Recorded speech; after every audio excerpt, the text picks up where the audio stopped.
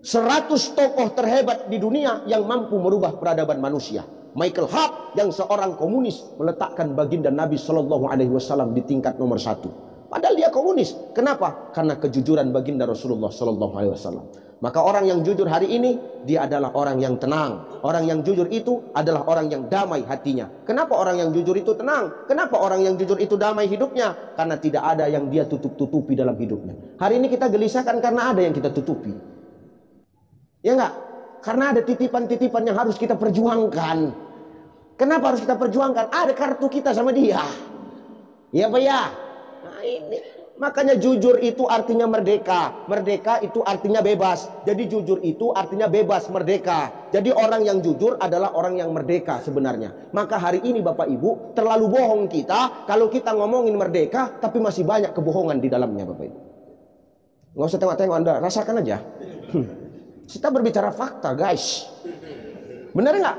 Maka jujur kita hari ini. Kalau sudah jujur kepada Allah, maka akan lahir sifat ihsan. Ma huwal ihsan? Al ihsanu an ta'budallah fa ilam takun tarahu fa innahu yaraka. Ihsan itu adalah ketika kau beribadah kepada Allah, seakan-akan kau melihat Allah.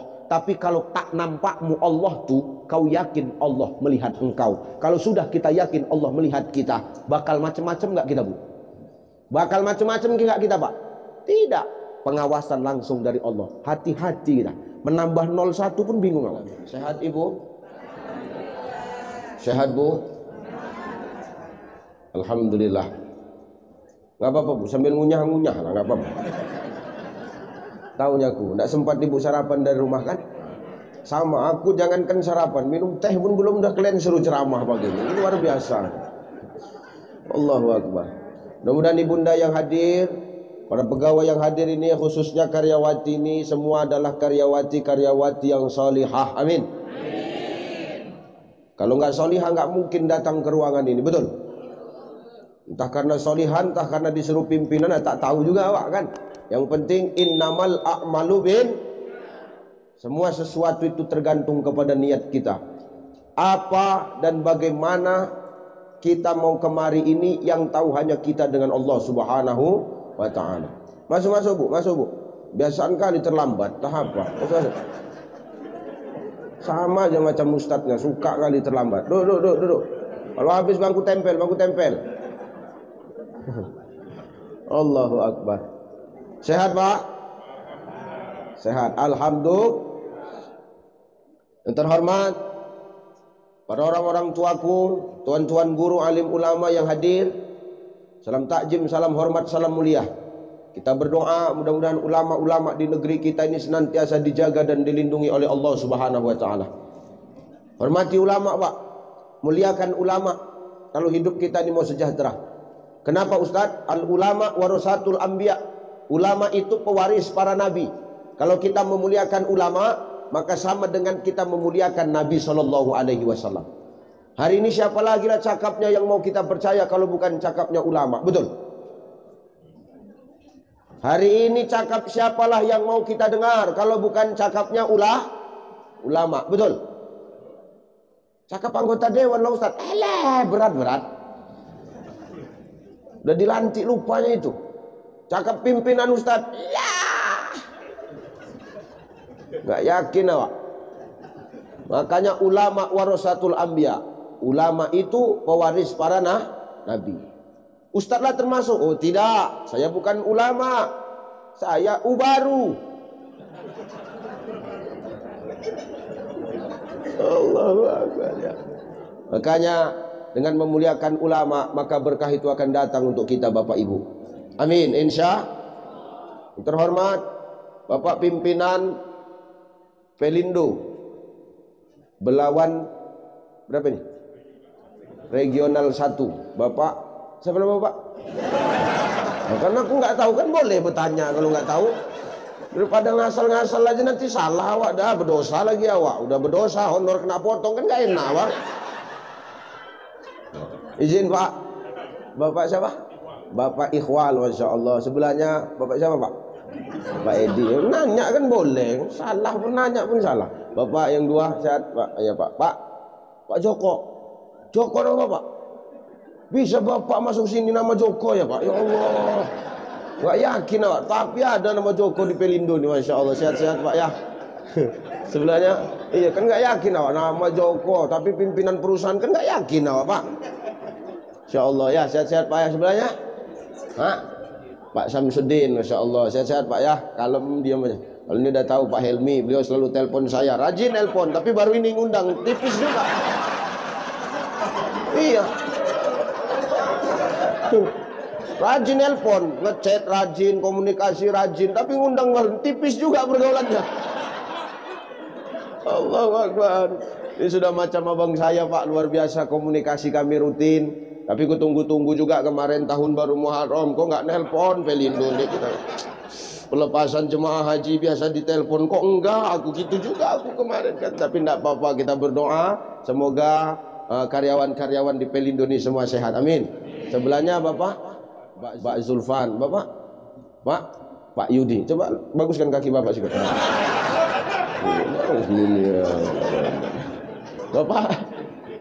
Pak Iriansa, Ibu Epi, Ibu. Ya, para pimpinan semua yang berhadir, salam hormat, salam takjim buat bapak-bapak sekalian. Kita berdoa kepada pimpinan-pimpinan kita, kita minta sama Allah, semoga Allah mampu memberikan kekuatan dalam mengemban amanah menjadi pemimpin di regional 1 Pelindo ini. Amin. Amin. Udah. Ini kita sampai jam berapa, Bang? Hah? Sampai jam 12. Ini jam 10. Kita sampai jam 12. Kau enak cuma dengar mulutku koyak, tahu? Maksudku begini, boleh kasih saran tapi agak masuk akal lah sedikit. Allahu Akbar. Ibu bapak yang dimuliakan Allah Subhanahu wa taala. Ayo ngaji. Serius nih. Hidup ini tidak terlepas dari yang namanya ujian, Bapak Ibu. Betul? Benar ya? Mau siapapun kita hari ini, kita pasti diuji, betul? Mau pimpinan diuji. Bapak pasti punya ujian. Bapak punya ujian nggak, Pak? Yang suami punya ujian nggak? Punya ya? Apa ujian Bapak sebagai suami? Nih, menghadapi mak lampir ini, mak lampir nih. Insya Allah bebas siksa kubur, Pak. Ya, benar. Ya benar nih. Ibu sebagai istri punya nggak ujian? Punya. Karyawan punya nggak ujian? Punya. Pimpinan punya nggak ujian? Nih, Ustaz Ucai, diuji nggak? Diuji nggak? Uji. Diuji Bang.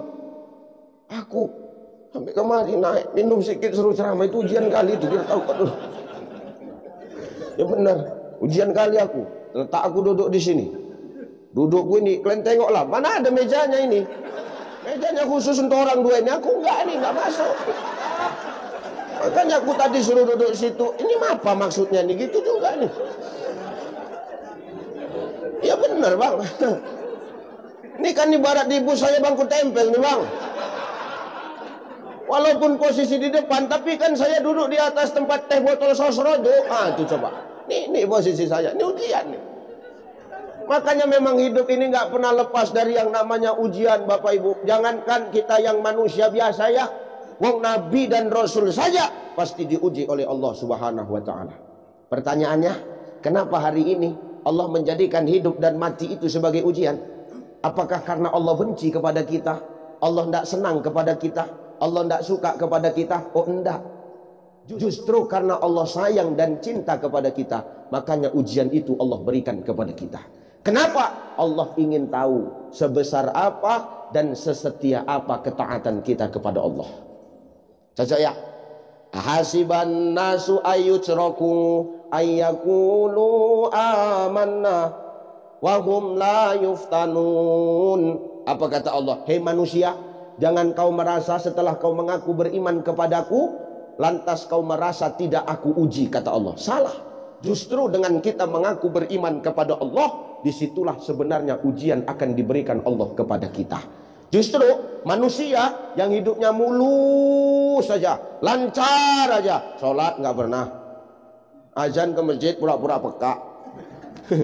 Suruh datang maulid ke lantai 7, dia ke lantai 6 belok masuk kantin, yang penting absen tuh. Nih, mulus terus, kenal sama Allah enggak, datengin Allah enggak mau, tahu-tahu hidupnya lancar aja. Hati-hati Pak, bisa jadi ini istidraj. Istidraj itu apa Ustaz? Cara Allah memberikan kenikmatan dunia kepada kita agar kita semakin jauh kepada Allah. Makanya hati-hati, hidup ini ujian. Mau apapun pangkat jabatan kita, ini semua ujian. Nah, ujian ini dua. Satu, ada ujian orang dikasih sulit. Ada ujian orang dikasih susah. Sama ada ujian itu dikasih keindahan. Nikmat dunia dikasih Allah. Jadi direktur Pelindo, jadi pimpinan, umpamanya. Nih ujian. Pertanyaannya, nih paling gampang ngadepin ujian yang sulit apa ujian yang nikmat? Hah? Enggak gini, kalau kira-kira nggak bisa jawab, cukup diam aja gitu, enggak. Maksudku daripada jawab asal-asalan, nikmat, sulit, nikmat, bagus diam gitu. Pas Ustadz gitu. Ya. Lebih mudah mana menghadapi ujian yang benar-benar sulit apa yang nikmat, Pak?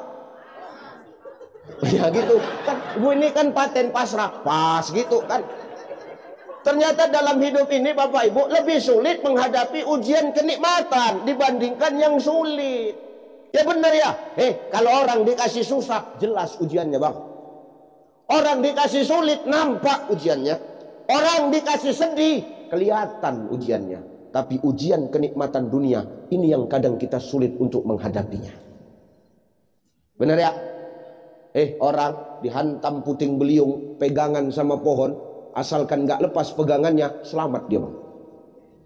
Orang dihantam badai topan, asalkan dia peluk pohon yang kuat, asalkan gak lepas pegangan dia, selamat. Tapi kadang di situ ada angin sepoi-sepoi yang datang, itu yang kadang-kadang membuat kita menjadi hening, terlena dan terjatuh dari pohon Pak. Makanya tanya sama monyet, monyet tuh paling takut sama angin sepoi-sepoi Pak. Kalau angin tornado, monyet tuh diam aja, dia pegangan gitu. Tapi kalau angin sepoi-sepoi, monyet tuh pasti turun dari pohon. Kenapa? Dibuatnya ngantuk, terlena, jatuh. Ini kan bukan monyet, ini contoh ini Pak. Ya, maksudnya apa Ustaz? Hati-hati dengan ujian kenikmatan Allah Subhanahu wa Ta'ala. Kenapa? Bisa membuat kita lupa dari mana kenikmatan itu datang. Kadang-kadang orang menilai kenikmatan yang hari ini dia dapat, oh ini kan karena usahaku. Wah ini kan karena kerja kerasku. Wah ini kan hasil lobby-lobbyku sama pimpinan. Ini kan hasil cari mukaku sama pimpinan. Wah ini karena ada orang dalam. Oh tidak. Itu semua karena Allah Subhanahu wa Ta'ala. Makanya Allah ngomong, wa tuhibbunal mala hubban jamma. Jangan kau jadi manusia terlalu cinta kepada dunia. Kalau cintamu lebih besar daripada cintamu kepadaku, kata Allah, maka kau akan lupa bahwasannya ada kehidupan yang lebih kekal dari kehidupan dunia, namanya kehidupan akhirat, Pak. Hati-hati kita hari ini. Jangan terlena dengan kenikmatan dunia. Popularitas, hati-hati, bisa membuat kita terlena. Ya benar Bang. Hari ini siapa yang nggak kenal Lucai? Ini umpama. Tapi lantas apakah membuat kita melangit? Oh enggak, saya enggak melangit, biasa aja. Kenapa? Saya dilahirkan dari jemaah, saya harus kembali kepada jemaah. Kalau saya melangit, takkan mungkin aku mau duduk di bangku tempel tuh, harus VIP. Ini benar ya. Hari ini apa rupanya yang perlu kita sombongkan? Min sulalatim min tin. Manusia berasal dari saripati tanah. Ini apa nih? Hah? Minum. Udah terlambat, dah kenapa nggak dari tadi? Orang udah bercakap baru kasih teh manis. Ini teh aja nih, kuenya nggak ada. Allahu Akbar. Terima kasih ya Bu. Masya Allah, terima kasih Pak. Udah nggak usah repot-repot, kuenya nggak usah. Kalau bisa sekalian sama buah. Ya, orang dikasih kesulitan hidup nampak jelas ujiannya, tapi dikasih kenikmatan hidup kadang lalai Bang. Contohnya siapa? Sa'labah. Sa'labah kenal Bu? Sa'labah? Sa'labah orang pintu tol sini, masa nggak kenal lah? Tuh Sa'labah maaf Pak Bu, maaf sekali ya. Dulu hidupnya miskin Pak. Ujiannya jelas sekali ujiannya. Sholat nggak pernah ikut doa sama Nabi. Sholat nggak pernah ikut doa bareng-bareng sama Nabi. Itu Sa'labah Bang. Sampai-sampai Nabi itu nyariin, ini Sa'labah mana ya? Kalau habis sholat kenapa langsung pulang, kan begitu? Besok ketemu Sa'labah. Nabi nanya tuh sama Sa'labah.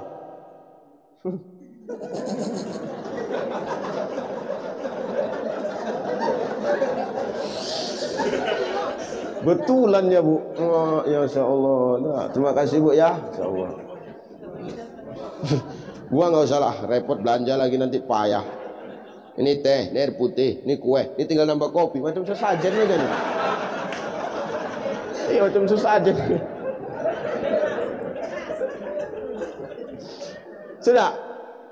Salabah tuh ditemuin sama Rasulullah. Salabah, ya Rasul. Kuperhatikan kau kenapa sih setiap habis sholat nggak pernah mau ikut baca doa bareng kami ini. Apa jawab Salabah? Ya Rasul, siapalah orang yang nggak pengen berdoa bareng engkau ya Rasulullah. Sudah pasti doanya dikabulkan Allah. Tapi sayang, 1000 sayang ya Rasulullah. Kenapa? Aku harus pulang ya Rasul. Kenapa? Sarung ya Rasul, sarung. Kenapa sarung Salabah? Cuman satu ya Rasulullah. Aku harus pulang. Kenapa? Aku harus bergantian dengan biniku di rumah. Kalau aku lama kali pulang dari masjid, nanti biniku bisa tak sholat ya Rasulullah. Kenapa rupanya? Sarungku cuman satu ya Rasul. Cuman inilah sarungku ya Rasulullah. Ini pun dapat hadiah sunat masal kemarin ini.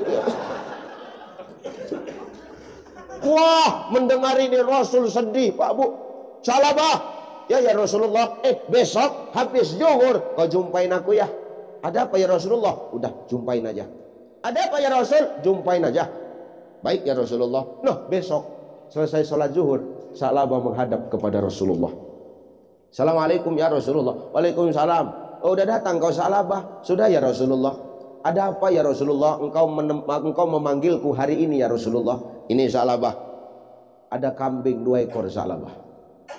Untuk apa ya Rasulullah? Kutitipkan kambing ini kepadamu. Kuberikan ini kepadamu hai Salabah. Baik ya Rasulullah. Benar ini, benar. Ini kambing kau jaga, kambing kau pelihara. Mudah-mudahan ini kambing nanti beranak pinak. Sepasang Pak. Laki-laki perempuan, kau jaga kambing ini ya. Mudah-mudahan nanti beranak pinak, makmur hidupmu. Kau bisa beli sarung untuk ibadah. Jadi kau nggak terganggu sholat di masjid. Nih niat baik Rasulullah. Alhamdulillah, terima kasih ya Rasulullah. Senang Salabah. Pulang Pak. Pulang Salabah ke rumah. Bahagia dia. Besiul-siul Salabah. Senang dia. Senang gitu, besiul dia. Macam aku nanti lah habis ceramah pulang kan senang, besiul gitu kan. Sudah. Enggak, ini kan contoh Pak, contoh. Dengar aja napa? Kalau dengar pun protes aja, selu aja lah. Sudah dibawa pulang sama Salabah kambing yang diberikan oleh Rasulullah. Namanya kambing-kambing yang ngasih Nabi, Bang. Kambing yang doain Nabi ya. Nih, Nabi dari tangan Nabi, kambing itu berkah. Wah, enggak sampai sebulan kambingnya Salabah sudah beranak pinak. Banyak langsung kambing itu. Tiap hari melahirkan. Orang enggak kambing. Bandel kali dia nggak mau KB, asal jumpa jadi barang tuh banyak anaknya. Sudah, kok macam tahu aja kakak itu ketawanya kuat kali. Beranak dia banyak sudah kambingnya, sudah.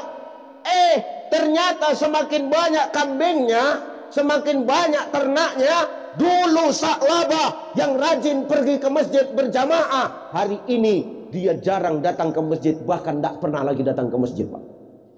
Rasul nyariin, mana Salabah ini? Ada yang nampak? Ada yang nampak Salabah? Ada? Hah? Ada yang nampak Salabah? Ada yang nampak? Betul kalian, ada yang nampak enggak? Oh, enggak ada. Satu orang tunjuk tangan. Ya Rasulullah, kenapa engkau mencari Salabah wahai Rasulullah? Bagaimana aku tidak mencari Salabah? Dulu dia rajin pergi ke masjid. Dulu dia rajin berjemaah bareng kita. Tapi kenapa belakangan ini Salabah enggak pernah nampak ke masjid ya? Apa jawab sahabat ini? Ya Rasul, Salabah sekarang udah sibuk. Sibuk kenapa? Ngurusi kambing. Ternaknya dia sekarang banyak. Kerjaannya menggembala kambing aja. Makanya kelakuannya sekarang sama macam kambingnya. Rasul tengok tuh. Ke masjid nggak maunya ke kandang aja. Nih, lu bener. Kau yakin? Yakin ya Rasulullah. Kalau nggak percaya nih, dia sedang ngangon kambing nih di padang rumput. Dia sedang menggembala kambingnya nih ya Rasulullah. Ayo kita jumpain. Memang orang begitu. Dulu sulit, nggak jadi apa-apa. Dekat sama Allah. Begitu dikasih jabatan yang enak, kadang-kadang lupa. Dulu belum apa-apa, dekat, rajin ke masjid berdoa. Kadang-kadang udah diangkat jadi pimpinan, jadi direktur, umpama. Dia lupa ke masjid misalnya. Aku nggak bilang bapak jangan baper, suruh aja Pak. Ini bilang orang sana nih. Orang sana ini, nggak orang sini, orang sana. Cuman orang sana itu banyak berkawan sama orang sini. Nah, itu masalahnya. Sudah. Oh, didatangi sama Rasulullah. Assalamualaikum Sa'labah. Oh, waalaikumsalam ya Rasul. Sehat ya Rasul. Seharusnya aku yang nanya sama kau Sa'labah. Kau sehat? Sehat ya Rasulullah. Kenapa belakangan ini kau nggak pernah nampak di masjid, wahai Sa'labah? Bahkan maaf, untuk berjamaah saja kau sekarang nggak pernah. Apa hal, apa gerangan yang menyebabkan engkau tidak mau ke masjid lagi, wahai Sa'labah? Apa jawaban Sa'labah dengan mudahnya? Bagaimanalah mungkin aku sempat ibadah ya Rasulullah? Bagaimanalah mungkin aku sempat nak pergi ke masjid? Sementara tengok nih, ternak kambing wajah siapa yang ngurus? Kalau ku tinggal, serigala dimakannya nanti. Dimakan serigala dia nanti. Mana ada kambing makan serigala kan? Serigala itulah dimakannya kambingku ya Rasulullah. Rugilah aku ya Rasulullah. Rugilah aku. Sementara aku menjaganya, membesarkannya lelah. Kalau ku tinggal sholat ke masjid, pulang-pulang dimakan serigala. Rugilah kita ya Rasulullah. Oh begitu. Ku tengok kambing udah banyak nih. Iya ya Rasul, ya sudah bisalah wajib kurban tahun ini. Ini sadar, ini. Perbaikan diri dan merefleksi diri kan, supaya kau berpikir. Selama ini kan kadang-kadang kita lupa dari mana dan mau dibawa kemana apa yang hari ini kita nikmati, Bu. Bener ya? Ini supaya kita mikir. Ini sekarang kau kan banyak kambingmu ya wahai Sa'labah, sudah 41 ekor. Kau sudah wajib kurban dong. Apa kata Sa'labah? Oh, nggak bisa ya Rasul. Kenapa nggak bisa? Nanti bentar lagi nih habis asar, nih ada agen dari Belawan datang mau jemput kambing. Berapa ekor? Sebiji ku jual ya Rasulullah. Kenapa dijual Sa'labah sebiji? Supaya tidak masuk syarat untuk wajib kurban. Begitu liciknya otak Sa'labah menipu Allah dan Rasulnya, Pak. Rasul marah. Apa kata Rasulullah? Sesungguhnya engkau akan dilaknat oleh Allah Subhanahu wa taala. Enggak lama Bapak Ibu, dimatikan Allah semua kambingnya, balik lagi dia miskin. Na'udzu. Maka hari ini semua yang kita miliki jangan sampai kenikmatan yang kita rasakan malah menjauhkan diri kita dari Allah Subhanahu wa taala. Siogianya manusia ketika dititipkan kenikmatan dunia itu akan dijadikannya jembatan untuk semakin dekat kepada Allah. Man kana lahu malun falyatasaddaq bimali. Kalau ada hartamu, silahkan kau bersedekah dengan harta. Ini Nabi yang ngomong, bukan Ucai. Yang ngomong Nabi, aku cuma nyampaikan. Siapa yang punya harta, silakan kau bersedekah dengan harta. Jangan dengan harta kau berpikir ini karena jeripayamu lantas kau pelit kepada sesama yang membutuhkan. Nauzubillahi min dzalik. Nabi itu orang pemurah, Pak. Nabi itu orang paling baik. Nabi itu orang paling dermawan. Bayangkan, maaf, betul. Dengar orang sakit di rumahnya nggak ada apa-apa, tinggal kurma itu dibungkusnya. Diantarkannya tempat orang sakit. Padahal habis bahan makanan beliau, tinggal kurma itu, tapi dibawa. Nabi itu sifatnya pemurah, nggak pandang bulu dan tidak pandang siapa dia. Asalkan membutuhkan, pasti dibantu oleh Rasulullah. Tuh Nabi punya kebiasaan. Kalau Nabi itu datang ke pajak tahu kan? Pasar, pajak, ada kakek-kakek, tuh buta orang. Dia duduk di sudut pajak tuh, butan, sambil dimaki-makinya Muhammad. Hati-hati sama Muhammad. Hati-hati sama Muhammad. Muhammad itu penyihir. Muhammad itu tukang fitnah. Muhammad itu pembohong, pendusta. Jangan mau dekat-dekat Muhammad. Dia tak tahu. Kalau yang dia ceritakan itu ada di depan dia. Disenggolnya kakek tua tuh. Kek, udah makan kau kek? Belum. Siapa kau? Aku anak muda, tak perlu kau tahu namaku. Mau kakek makan? Mau. Diambilnya roti sama Rasul, Pak. Dilumatkannya di mulut Nabi. Dimasukkannya ke mulut kakek itu. Supaya apa? Nggak ngunyah lagi kakek itu, tinggal nelan aja. Buat gitu Pak Direktur, nanti ke pajak kan.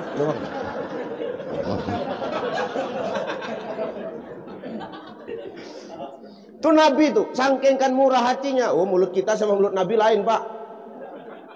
Mulut kita kalau keluar caci maki, Nabi kalau keluar beludah aja, huruf hijaiyah yang keluar, Bang.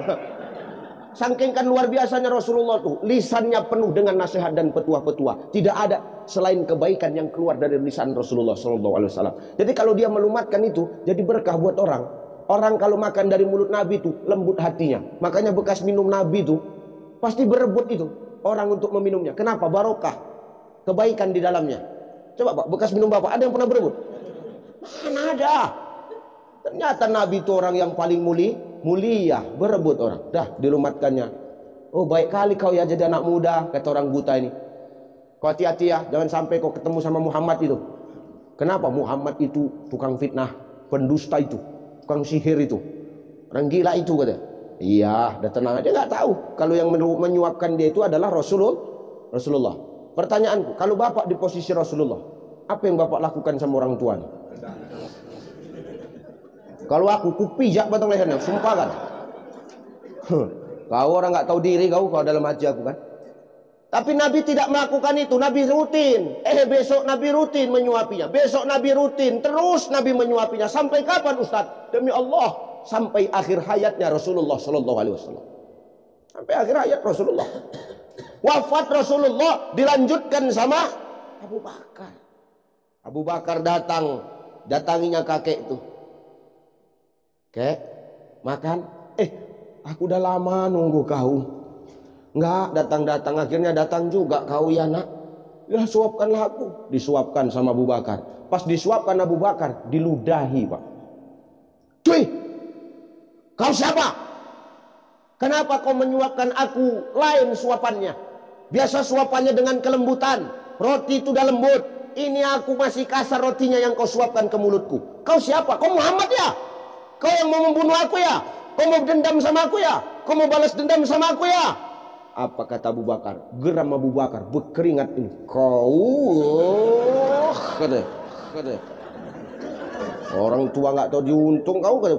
Pijaklah kau nanti dalam hati Abu Bakar. Pegangnya kena lehernya, bisikkannya ke telinganya. Kau tahu orang tua? Kata. Selama ini yang menyuapkanmu dengan penuh kelembutan, itulah orang yang kau olok-olok. Itulah orang yang kau caci maki. Muhammad Sallallahu Alaihi Wasallam. Betul kau? Ya betul lah. Emosi kali. Aku ini sahabatnya Abu Bakar. Muhammad yang selalu menyuapi engkau sudah wafat. Kau nggak ngomong, kau ngomong pun percuma. Kau buat kerjaan aja kau. Kau selama ini disuapi bagus-bagus, kau maki-maki orang yang nyuapi. Kalau bisa dia dendam, dicekekkannya kau dari dulu, tahu kau. Tapi tidak, dia sayang kepadamu. Sengaja dia diam. Supaya apa? Kau tetap kenyang. Biar tahu kau dulu. Apa kata kakek itu? Jadi selama ini yang kumaki-maki orang yang nyuapi aku. Berotak kau sikit. Gitu. Kau geram aja dia tuh. Makanya kau jangan asal maki-maki orang kau. Jadi sekarang orangnya sudah wafat. Sudah. Ya Allah, berarti aku selama ini salah. Salah lah. Coba, dengan kelembutan Rasulullah, apa kata orang buta itu? Diambilnya tangan Abu Bakar, Bapak Ibu. Asyhadu alla ilaha illallah wa asyhadu annaka Muhammadan Rasulullah. Ternyata kelembutan bisa membuat orang lembut hatinya untuk kenal dengan Allah. Maka kalau ada harta kita, kita jangan pelit. Nabi itu pemurah. Dia selalu memberikan yang terbaik untuk orang lain. Apalagi orang-orang yang susah. Jangan menganggap harta yang kita miliki itu punya kita, Bapak Ibu. Jangan sepele kita. Oh, ini kan jerih payahku. Oh, jangan. 2.000 sekalipun yang kau berikan. Tapi kalau ikhlas, ini menjadi penolongmu, Pak Bu. Dan sedekah itu tidak mesti banyak. Biar sedikit tapi rutin. Biar 2.000 tapi tiap hari. Buat apa sekali sedekah 100.000 tapi 5 tahun sekali? Itu bukan sedekah. Serangan pajar. Ya. Bedain sedekah, bedain serangan pajar. Ini bentar lagi datang nih serangan pajar nih. Ini kan udah musim mulai kan? Hati-hati kita. Tuh, sedekah kita. Kalau ada harta kita, jangan kita tumpuk-tumpuk, Bu. Yang kau pakai emas cincinmu itu, kalau kau nggak pernah belanjakan di jalan Allah, nggak akan kau bawa untuk menolongmu nanti di hadapan Allah. 10 jari pun jarimu kau pakai cincin, sehingga jarimu kaku, tanganmu tak bergerak. Jalan pun begini, Bu. Mau kemana, Bu? Pengajian. Di mana? Lantai 7. Pertanyaanku, ketika kau wafat, kau bawa nggak cincin tuh? Untuk siapa?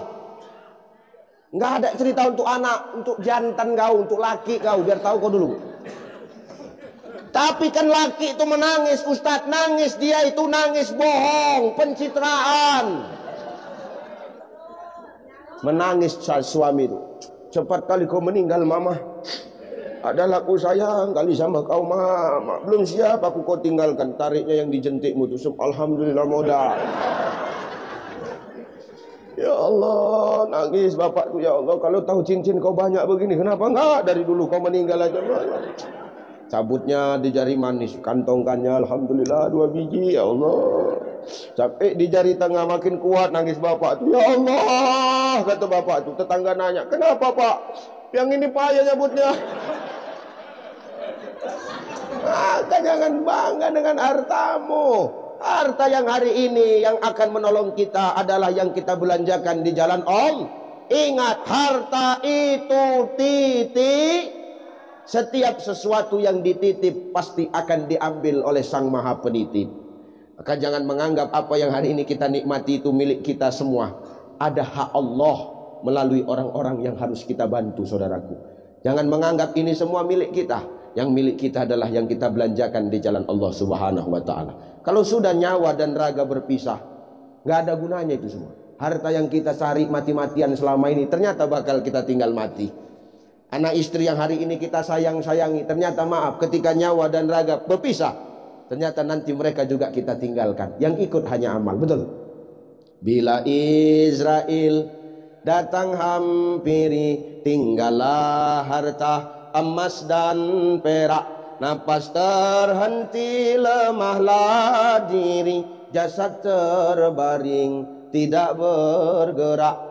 Tiada lagi teman ketawa, tinggallah pangkat harta melimpah. Ke tempat sunyi jasad dibawa, dalam keranda dibawa pindah. Direktur sekalipun di spring bed yang mahal kau tidur malam ini, Pak, ketika wafat tetap tinggal di bawah tanah, dikubur, dikebumikan. Anak istri yang katanya sayang, mau nggak mengawankanmu di dalam itu 1 malam aja? Mau nggak? Enggak. Maka semua itu adalah keindahan semu, fata morgana yang sementara sifatnya, yang kekal adalah amal yang akan kita bawa adanya. Maka nikmat harta yang dititipkan Allah ini jangan sampai membuat kita jauh dari Allah Subhanahu wa ta'ala. Ustadz, apa? Aku nggak ada harta. Gimana cara aku nak menolong agama Allah ini dengan titipan Allah? Mangkana lahu kuwatun falyatasaddaq biquwati. Harta kan nggak dititip, tapi kekuatan kan dititip Allah samamu. Bisa kau gunakan kekuatanmu untuk menolong agama Allah nih? Bisa, Ustaz? Boleh. Maka dengan kekuatan yang Allah berikan kepada kita hari ini, Bapak Ibu, tolong agama Allah Subhanahu wa ta'ala. Jangan dengan fisik yang kuat, jangan dengan badan yang sehat, terus kita menghardik orang-orang yang lemah, memijak orang-orang yang lemah. Tak boleh. Angger jago, so hebat. Buka baju, tengokkan tatu. Ini aku punya tatu. Orang sekarang nih nggak ada yang takut tatu. Lebih seram lagi nih orang bepanu daripada bertatu. Orang bepanu itu takut awak nak dekat. Kenapa? Takut tertular. Maka hari ini kau yang punya tatu, jangan sombong kau. Nggak ada orang takut sama tatu lagi, betul? Maka hari ini jangan bangga kita. Ada kekuatan, ya tolong agama Allah, bantu agama Allah, bantu orang yang susah. Ada nenek tuh payah nak menyeberang jalan, tuntun. Stopkan mobil-mobil peti kemas tuh. Peti kemas tuh. Aku tadi macet di pintu tol gara-gara orang itu. Ya betul, aku udah geram aja aku tadi itu. Mau marah wa Ustadz kan, lu malu sama peci kan. Tahankan Pak Helmi pun aja. Gitu. Iya. Stopkan peti-peti kemas tuh. Seberangkan nenek itu. Apalah salahnya? Kalau awak punya kekuatan kan, seberangkan. Ayo. Lama kali nenek itu jalan Ustadz. Sepakkan sedikit biar cepat kau sedikit. Nenek. Udah awak seberangkan dia Ustadz. Nggak tahu dia terima kasih Ustadz. Nggak bilang terima kasih Ustadz. Diam aja Ustadz. Cemana tuh Ustadz? Ngapain kau repot cari terima kasih, pengakuan dari manusia? Hari ini kan manusia terlalu gila mencari pengakuan dari manusia. Itu yang korban itu, yang ngomong betul tuh korban itu. Ngapain kita terlalu cari muka sama manusia? Ngapain kita hidup terlalu mencari pengakuan dari manusia? Seberapa lama lah pengakuan manusia kepada manusia? Sebatas dia hidupnya. Sesudah dia mati, ada lagi yang mengakui dia? Nggak ada. Maka jangan kita hidup nih cari pengakuan makhluk. Cari pengakuan dari Sang Maha Pencipta makhluk. Selesai Pak. Nggak ada itu semua. Nggak usah perlu cari-cari muka kali sama pimpinan. Biasa aja hidup nih guys. Ya benar Bang. Ini yang hari ini terjadi Pak.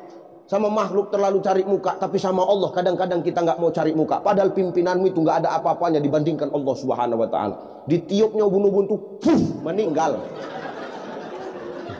Maka jangan banyak cakap kita hari ini.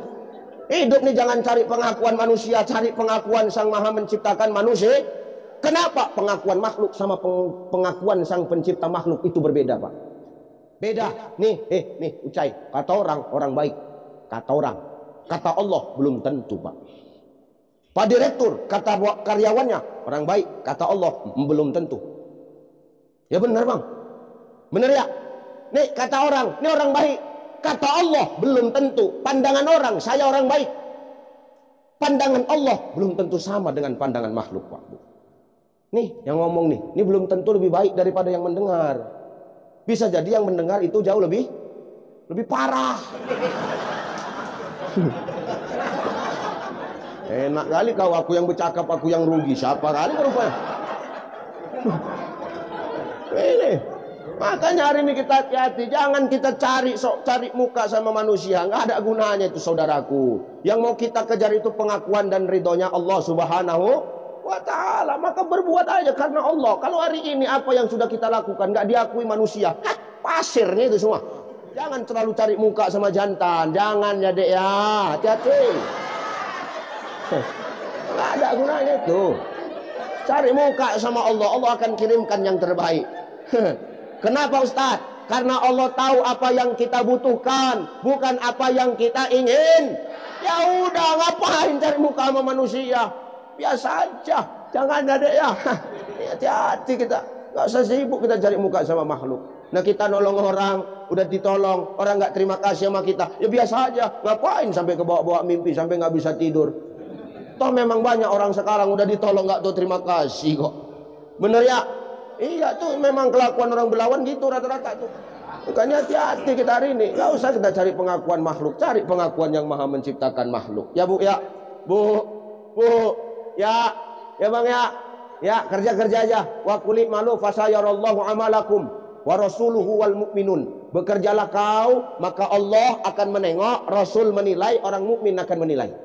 Kalau Allah sudah menilai, Rasul sudah menilai, orang mukmin melihat, maka Allah akan berikan balasan sesuai dengan keikhlasanmu bekerja itu tadi Bapak Ibu. Niatmu bekerja itu untuk siapa? Maka Allah akan menilai, Rasul menilai, orang mukmin akan memberikan penghargaan melalui Allah dan Rasulnya.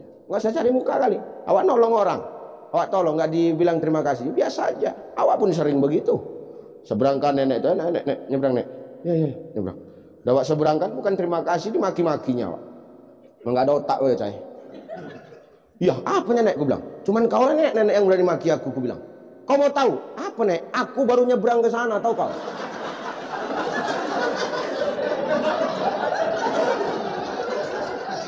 Baru sampai aku ke sana udah kau bawa balik lagi aku kemari kata. Mana pikiran kau? Itu urusan kau lah aku bilang, balik aku. Rupanya nenek itu baru nyebrang, datang awak balikkan lagi kemari. Cocok marah nenek itu, pikirkan.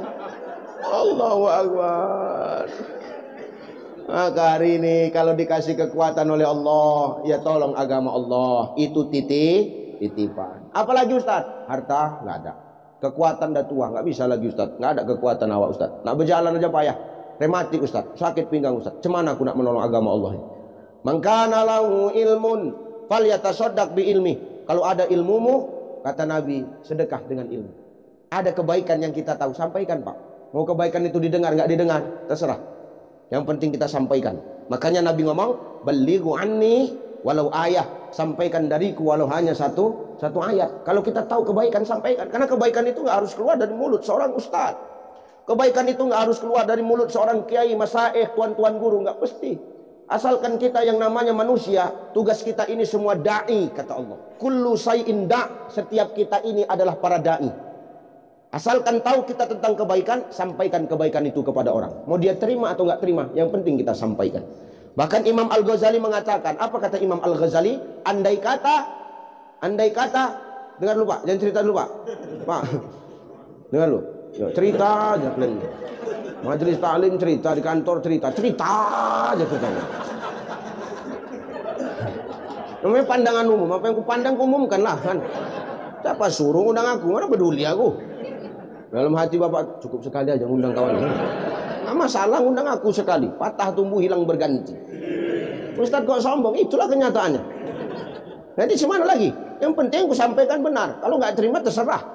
Kalau kau sakit hati, aku senang. Kenapa? Berarti hatimu masih hidup, kan gitu. Kalau udah disampaikan terasa di hati, tapi nggak berubah, apa? bedanya sama yang dipelihara salabah tadi? Ya, oke. Makanya itu banyak pejabat, nggak banyak pejabat. Ada kadang pejabat begitu, nggak usah lagi undang Ucaid. Kenapa? Lancipan mulutnya. Sakit hatiku. Berarti ada yang salah dengan hatimu. Orang yang disampaikan kebenaran kok. Nggak usah lagi undang Ucaid. Oke, it's okay, no problem. Sebulan lagi Pak menelpon, Ustadz datanglah ngisi ceramah tempat kami. Apa? Tapi kalian nggak mau undang aku lagi, aku bilang. Yang bercakap gitu orang udah mati Ustadz. Oh cocok. Makanya jangan kau zolim sama Ustadz, cepat mati kau nanti. Iya, cepat mati. Zolim itu bukan berarti begitu aja. Ngasih kursi Ustadz nggak ada mejanya, itu pun zolim juga itu Pak. Hati ya Pak. Makanya ada ilmu kita, tahu kita tentang kebaikan walaupun sedikit, sampaikan saja. Mau didengar, mau diterima, nggak diterima, didengar, nggak didengar, sampaikan. Imam Al-Ghazali mengatakan, andai kata ada seekor anjing yang memuntahkan berlian, jangan kau pandang anjingnya, tapi pandang apa yang dia muntahkan. Ya yang muntahkan kan berlian. Men jawab aja ibu ini, ya jujur aja. Ya, jangan pandang anjingnya, tapi pandang apa yang dia muntahkan. Yang dimuntahkannya apa? Berlian. Walaupun anjing yang memuntahkan, tapi kan yang dimuntahkan berlian. Kita sama, kita bawa ke toko emas, laku nggak? Laku. Maka jangan pandang siapa yang menyampaikan Pak, sekalipun itu anak kita sendiri, sekalipun anak kandung kita. Oh Pak, ya Bapak kan udah tua. Kata anak, tolonglah Pak, berhenti apa Bapak main slot itu, main slot aja kerjaan Pak. Enggak cukup rupanya gaji di Pelindo itu, asik slot aja Pak. Dia mulut kau. Kau itu kalau nggak ada aku, nggak ada kau di muka bumi. Jangan pandang yang mencakapkan, tapi dengar apa yang dicakapkannya. Selagi benar yang dicakapkan anak tuh Pak, terima. Slot boleh nggak? Judi online boleh nggak? Haram. Mau kau pakai chip tak pakai chip, haram. Nggak usah tengok-tengokan kalian, udah tengok aku aja. Nggak usah pala senggol, dengar kau ya. Kau pun tengok aku aja udah tengok aku. Kalau terasa di hatimu, kau rubah. Yang penting udah aku sampaikan. Nanti ditanya Allah, udah aku sampaikan sama orang Pelindo itu cai, udah. Tapi kenapa nggak berubah? Bandal. Selamat saya Pak. Mau kau main slot, mau pakai chip, nggak pakai chip, haram. Tapi nggak pakai chip Ustadz, kau bisa lalai dari panggilan Allah. Makanya orang kalau udah main handphone Pak, Bu, anak bapak, anak ibu kau dipanggil, susah nggak nyaut? Susah. Kenapa? Main handphone tuh.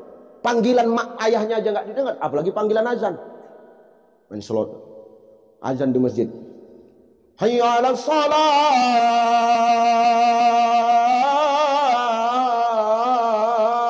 Big Queen.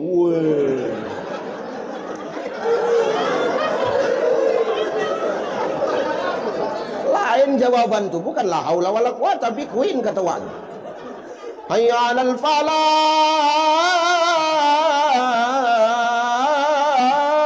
Super Win. Itu coba itu. Lupa dia panggilan azan. Hati-hati kita, jangan sampai maaf karena judi online, mau pakai chip nggak pakai chip kita lalai dari panggilan Allah.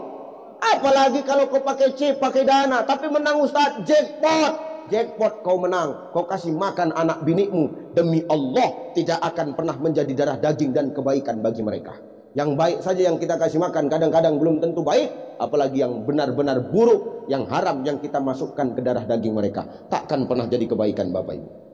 Tanya Mbak ke rumah yang halal-halal aja Pak. Sampingan-sampingan setoran itu cukup ditaruh kantor aja. Udah nggak usah tengok-tengokan Pak, udah selalu aja. Pemain semuanya ini, alah. Bener Pak. Tahu sama tahu, ular sama ularnya ini kan. Cuman kan tergantung berapa kali udah ganti kulitnya kan gitu. Makanya tolong. Yang penting sudah aku sampaikan. Anak kita mencakapkan itu haram tuh ya, tak boleh ya. Ya selagi anak kita benar yang dicakapkan, ya taati. Mama, apa? Mama kan udah tua mah. Ya terus kenapa? Mama kalau keluar tuh pakai jilbab, kenapa mah? Mama tuh dari ujung rambut sampai ujung kaki aurat loh mah. Kau sosok ngajari pula kau. Kau itu lahir dari perut aku, biar tahu kau dulu. Kalau nggak di perut aku, nggak mungkin kau itu lahir ke muka bumi Allah. Diam kau? Tak bisa Bu. Selagi benar yang dicakapkan anak tuh, taati. Jangan tengok yang sampaikan, tapi lihat dan dengar apa yang dia katakan. Memang jelas menutup aurat itu kewajiban kok, betul?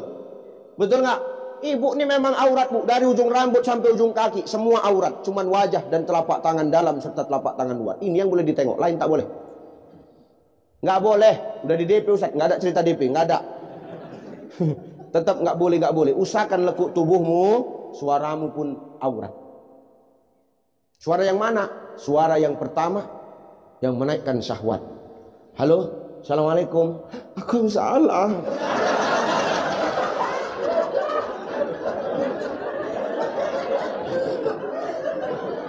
Udah makan deh, suapi.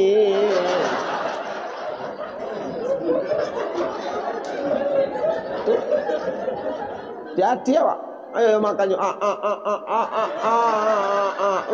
Jijik awak dengar.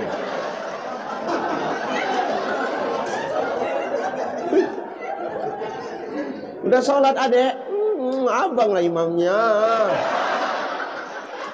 Muntah. Maka suara itu aurat. Dengar, suara yang begitu, hati-hati bunda. Banyak para istri sekarang, Pak, dia lembut bercakap sama laki orang, tapi kasar sama laki sendiri. Betul nggak? Ustaz kenapa tahu? Aku korban.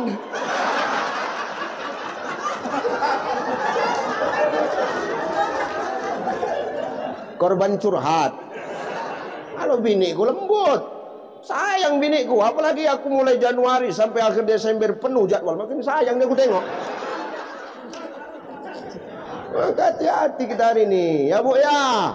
Jelas, kalau yang benar yang dikatakan anak, terima, walaupun itu anak kita. Suaramu aurat, suara yang menaikkan syahwat. Yang kedua, suara yang mana Ustaz? Suara yang mengajak kepada kemaksiatan. Bersuara ibu, tapi kemaksiatan ada di dalamnya. Contoh, nyanyi.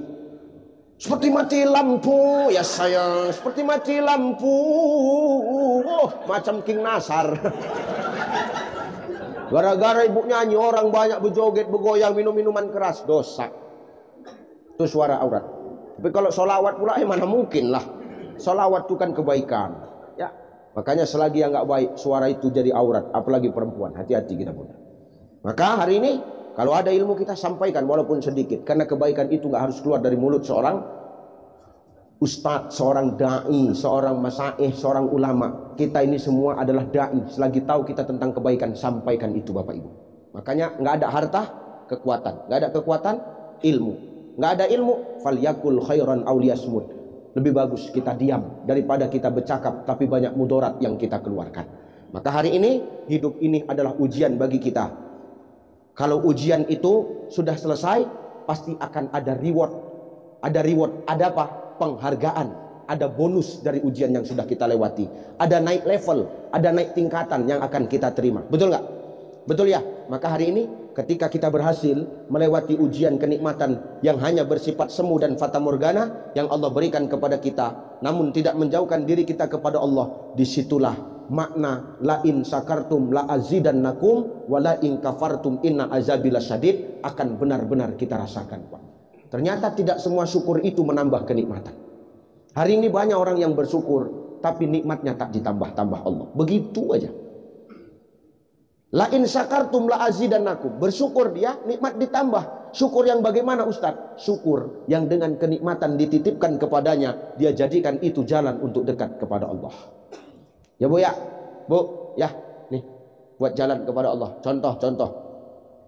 Dulu Pak Direktur nggak punya apa-apa, umpama ke masjid rajin Pak. Padahal kendaraan nggak ada, kereta nggak ada, mobil nggak ada, mau numpang sama orang nggak percaya, pikirnya begal aja kan. Jadi cuman jalan kaki ke masjid tiap hari, jalan kaki 5 waktu nggak pernah tinggal. Subuh ke masjid, zuhur ke masjid, asar ke masjid, maghrib ke masjid, isya ke masjid. Tidak pernah tinggal 5 waktu. Walaupun jalan kaki. Pertanyaan saya, kira-kira itu Pak Direktur setiap hari jalan kaki ke masjid, nggak ada kendaraannya. Pertanyaan saya, itu Allah kira-kira nengok nggak? Allah nilai nggak tuh? Nilai. Allah nengok, Allah nilai. Allah perhatikan nggak tuh? Perhatikan, kalau Allah sudah menilai, Allah sudah memperhatikan, dan Allah sudah melihat, pasti Allah akan panggil malaikatnya. Mikail, kemari dulu. Kan pengatur rezeki. Nih hambaku ini, kendaraannya nggak ada, jalan kaki kemana-mana. Tapi rajin dia datang ke rumahku, rajin dia berjemaah ke masjid. Tolonglah atur rezekinya supaya dia mudah ke masjid, mampukan dia beli kereta. Nih Pak, dimampukan Allah beli kereta. Wah, dikasih Allah kereta, bukan semakin malas ke masjid, makin rajin Bang. Kenapa? Syukurnya digunakan kepada Allah juga. Kendaraan yang dititipkan digunakan untuk Allah, makin rajin ke masjid. Salat maghrib, zuhur udah pergi Bang, bayangkan. Ya benar tuh. Sangkingkan syukurnya tuh. Wah, Allah nengok nggak? Allah memperhatikan nggak? Allah nengok, Allah memperhatikan, Allah menilai. Dipanggilnya kembali Mikail. Mikail, nih makin dikasih kereta makin rajin. Nih, mampukan beli mobil. Oke, dimampukan beli mobil. Wah. Ya benar ya? Dimampukan beli mobil. Bukan males ke masjid, makin rajin ke masjid. Salat Jumat, Senin udah pamit. Padahal sholat Jumat, di sini sholat Jumat dari apa? Jumat kan? Iya. Dia Senin udah pergi Bang. Sangkingkan syukurnya dengan apa yang dititipkan Allah kepadanya. Inilah rasa syukur yang apa Ustaz? Mengundang nikmat yang lain dari Allah Subhanahu wa ta'ala. Maka hari ini ketika kau dititipkan kenikmatan itu, gunakan di jalan Allah. Insya Allah akan mengundang nikmat-nikmat yang lain Bapak Ibu. Insya ada baju cantik itu pakai untuk pengajian. Jangan hari ini orang terbalik, untuk Allah biasa saja, tapi untuk manusia kadang-kadang setel kandas. Biasa aja Bu. Ya Bu ya. Seneng ibu-ibu pengajian tuh biasa aja bajunya, tapi begitu undangan mahal-mahal ku tengok. Mahal-mahal. Muka berkilat, kalau pengajian kusam aja mukanya, pakai bedak baby aja. Tapi kalau udah undangan berkilat mukanya, pakai skincare, entah pakai bedak apa aja, berkilat, sampai putih gitu mukanya. Muka putih, leher hitam, ya Allah gitu. Macam zebra cross. Muka putih, leher hitam, tengok ke bawah pakai high heels, rupanya tungkaknya pecah-pecah. Ih, nggak cocok kali kupikir. Banyak ibu-ibu gitu itu. Ibu sana, sini enggak. Makanya ayo gunakan yang terbaik untuk Allah. Kasih yang terbaik untuk Allah. Dari Allah, untuk Allah, dan hanya Allah. Maka kita sadar semua ini adalah ujian. Ingat, liyabluwakum ayyukum ahsanu amalah. Allah pengen melihat amal siapa yang paling baik di antara kita. Belum tentu saya, belum tentu Pak Direktur, belum tentu Bapak Ibu. Allah yang punya penilaian sendiri. Yang jelas, hidup mati itu ujian. Bagaimana cara kita menyikapinya? Ketika susah, jangan sampai kita jauh kepada Allah. Ketika kita dapat kenikmatan dunia, jangan pula kita jadi manusia yang sombong. Ingat, Allah ingin menilai kita agar dengan kenikmatan itu kita mampu apa? Memuhasabah diri. Ternyata semua ini hanya titipan, tak berhak kumiliki seluruhnya. Takkan selamanya sama aku, suatu saat bakal aku tinggalkan. Maka ini hanya titipan ya Allah. Titipan ini ku kembalikan kepadamu sebagai tanda rasa syukurku kepadamu. Insya, ini judulnya kan? Ini yang Bapak tulis judulnya kan?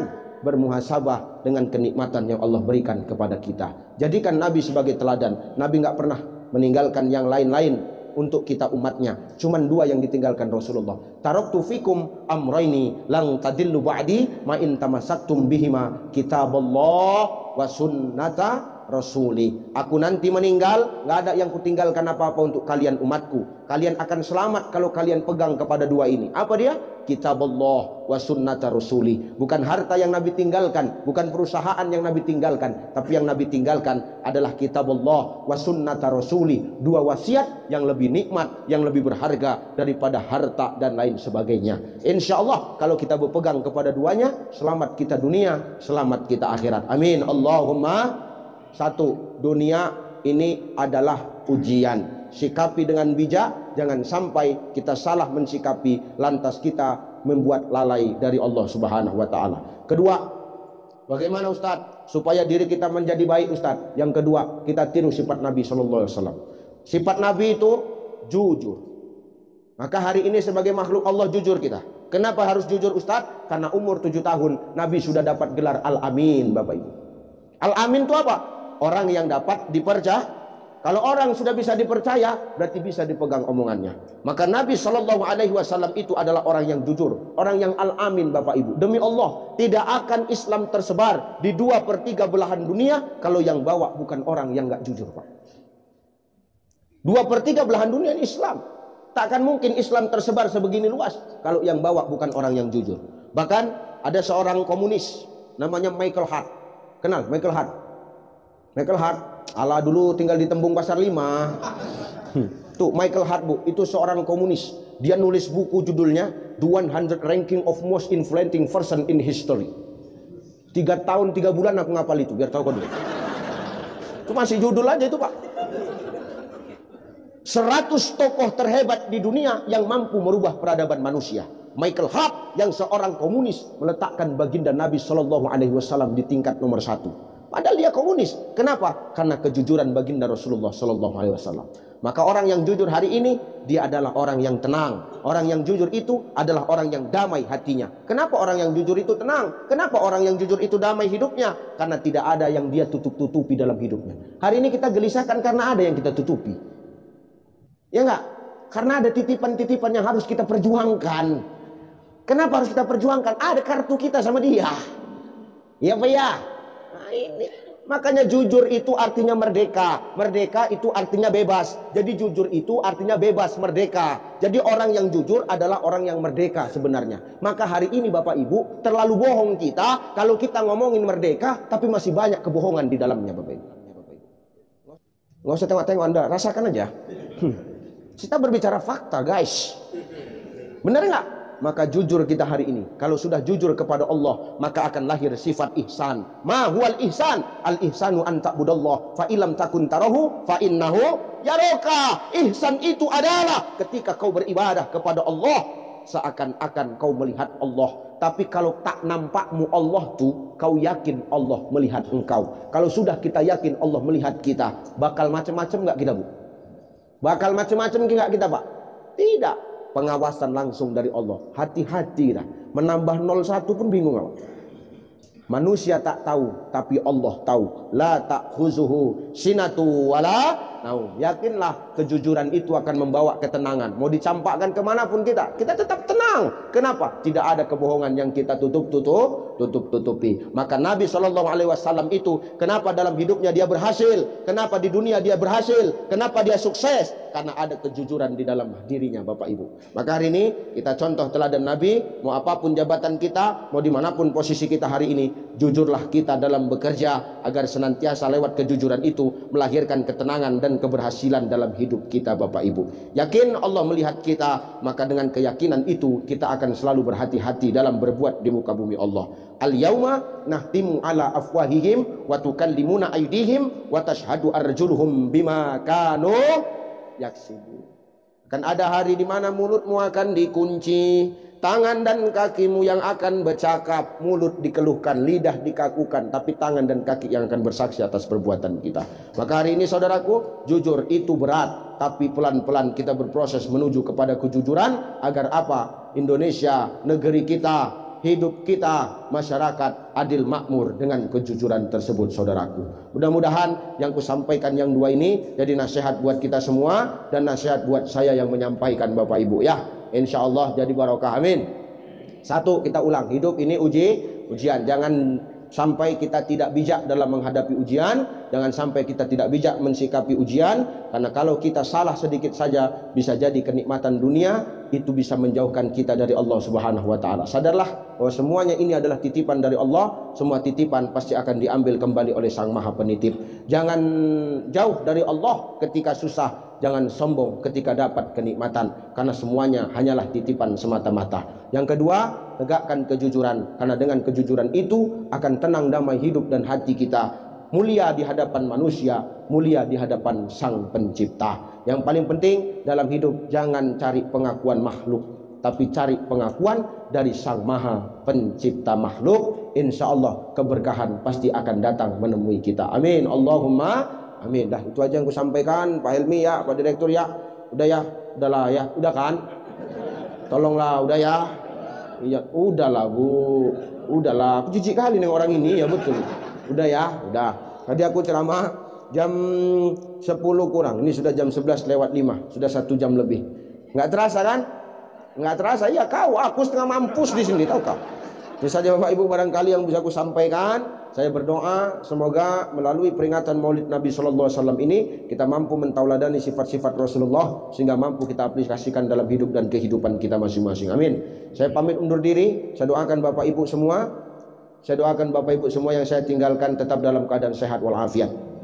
Tetap sukses dalam bekerja, sukses dalam mengemban amanah, tetap sukses dalam memberikan manfaat dan kebaikan bagi masyarakat. Amin. Saya doakan agar tetap istiqomah di jalan Allah dan tetap istiqomah dalam iman dan takwa. Saya yang mungkin nanti langsung balik apa kemana Pak? Enggak.